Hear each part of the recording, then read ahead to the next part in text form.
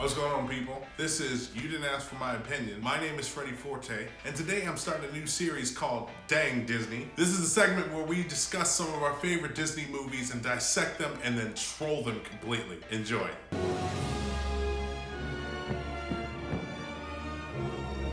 Alright, so the first episode is going to be about the movie Blank Check. This movie is about 11-year-old Preston Waters and how every single adult known to man that was in his life let him down one way or another. Forte, why are you being so harsh? You don't remember the movie? Alright, cool. Let's break it down.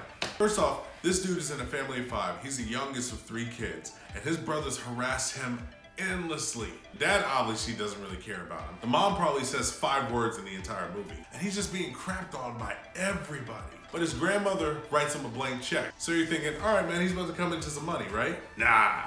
His dad curves that and just go ahead and writes him a check for about 11 bucks. You know, so he can buy one of those fancy record players. All right, so obviously he can't do anything with that. But the story keeps going. A little backstory is about a convict named Quigley who breaks out of jail. He robbed a bank and had some money left over, left it stored in the bank. And so now what he's gonna try to do is get that money back, which probably would have been a good idea had he not ran over the bike of, you guessed it, Preston Waters. Now he's in a pickle himself, trying to figure out, okay, so what do I do? I ran over this dude's bike, but I don't have time for this. He gets this genius idea because that guy is a complete genius. He decides he's gonna write him a blank check so that he can give it to his father so he can get a new bike. Because there's no way anything will go wrong when you give an 11-year-old a blank check, right? Nah. He will come to find out within the next 6 days that was the worst mistake of his life. Preston goes home, gets on the computer, and I don't know how this kid is so smart to sit here and print his own money or whatever, but I mean, it's just insane how he had this idea to go ahead and use that blank check and put $1 million on it, and then cash it at the same bank where this dude put his money in. Never mind the fact that the genius banker didn't catch on that an 11-year-old probably shouldn't be able to get this money. But that's a different story in itself. So then all of a sudden, Tone Loc, wait. His name was Juice in the movie. I don't care what you say.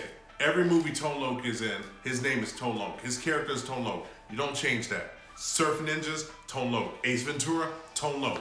You keep that man's name Tone Loc. I don't care what you say, I'm a grown man, I do what I want. So, Tone Loc goes into the bank and tries to get the money that Preston just cashed out. So now these geniuses put 2 and 2 together. He gave the money to the wrong person.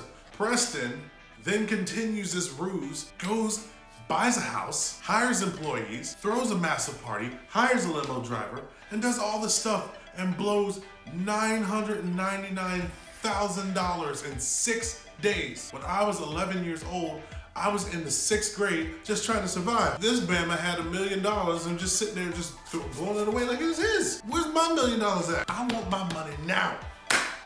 Let's keep going. So finally, everybody catches up to this dude, and he's been going by Macintosh, by the way. So Macintosh has been doing all this stuff. No one really links, puts 2 and 2 together that it was Preston until the end. But before the FBI can come crashing down on the kid, Quigley catches up to him and says, I'm Macintosh.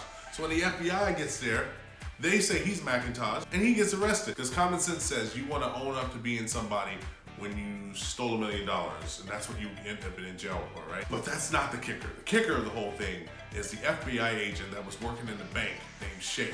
And obviously, Preston has a crush on Shay, so he tries to take her out on a date, even though Shay's trying to, get to know him so she can get to know Macintosh, so she can bust Macintosh, because she knows the money that he was using was fake. So common sense would tell any other person on the planet that she doesn't want you, bro. She actually wants to get Macintosh. But that's what happens when you trust an 11-year-old to make decisions. But at the end, when he gets out of everything else, they share a kiss. This grown woman kissed an 11-year-old, and nobody said anything about it. There ain't no charges, nothing. This little boy got away with it. I don't care what you say. All the little boys like, yeah, he's back on a woman. No. No.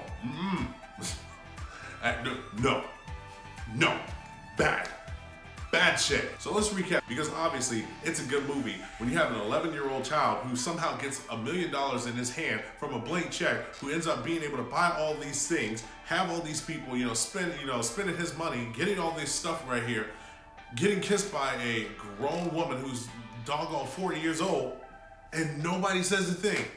And that's what makes the movie great, right? Because Disney, y'all are on top of it. Because that's exactly what we should be showing the kids, right? Nah, that movie was trash. I don't care if I figured it out 20 plus years later or not. That movie was trash, but hey.